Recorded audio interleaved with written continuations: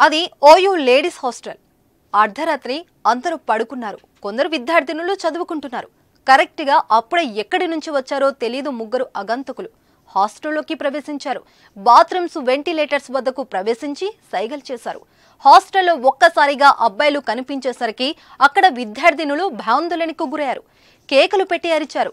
కొందరు అమ్మాయిలు ఒక అడుగు ముందుకేసి అగంతకుల్లో ఒకరిని పట్టుకుని చున్నీతో కట్టి చితకబాదారు. గజం కేవలం 26,000 రూపాయలతో 165 గజాల భూమి కేవలం 52 లక్షలు మాత్రమే. అనంతరం పోలీసులకు అప్పగించారు. అయితే ఈ ఘటనతో ఒక్కసారిగా విద్యార్థులలో ఆగ్రహం కట్టలు తెంచుకుంది. హాస్టల్లో రక్షణ కరువైందని సీసీటీవీలు ఏర్పాటు చేయాలని రాత్రి విద్యార్థులు ఆందోళనకు దిగారు. నేడు ఉదయం కూడా భారీగా విద్యార్థినులు రోడ్లపైకి వచ్చి నిరసన చేపట్టారు. తమకు భద్రత కల్పించాలని డిమాండ్ చేస్తున్నారు. చాలా రోజులుగా తీవ్ర ఇబ్బందులు ఎదుర్కొంటున్నామని వాపోతున్నారు.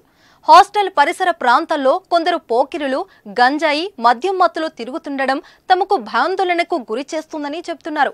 దీనిపై ఎన్నిసార్లు ఫిర్యాదు చేసినా ఎవరు పట్టించుకోలేదని ఆరోపించారు. పోలీసుల ముందే విద్యార్థినులు ఈ నిరసనకు దిగడంతో ఉద్రిక్తత నెలకొంది.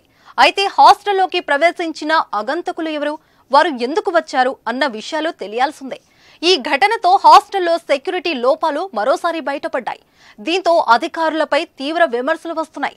ఇలాంటి సంఘటనలు జరిగినప్పుడు మాత్రమే చర్యలు తీసుకుని ఆ తర్వాత వదిలేస్తున్నారని విద్యార్థినులు ఆరోపిస్తున్నారు. గతంలో కూడా హాస్టల్లోకి అపరిచితులు చొరపడ్డ ఘటనలు జరిగాయి.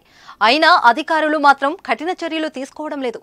దీనిపై ప్రభుత్వం స్పందించాలని డిమాండ్లు వ్యక్తమవుతున్నాయి.